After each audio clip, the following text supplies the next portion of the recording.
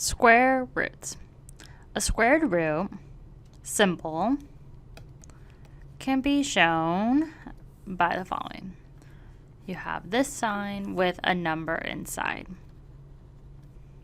But this is the square root symbol right here. Now, the question we can ask is, what number squared equals the number we're given, as finding the square root is the opposite of finding the square of a number. So let's do an example. Example 1. A square lot is 40,000 feet squared. That needs fencing. What is the length of each side?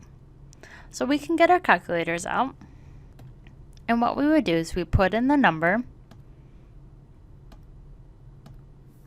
And then we're going to go find our square root symbol, which is right here in the upper right hand side, below the m minus. So we have our square root symbol. We click on that. And then that gives us and returns the square root of what 40,000 is, which is 200.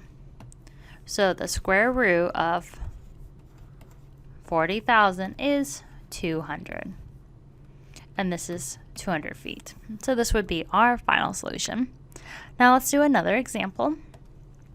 Example 2. We have a square office that's 256 feet squared. What is the length of one side? So we get our calculators out. We write 256.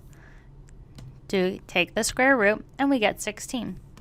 So the square root of 256 is 16 feet.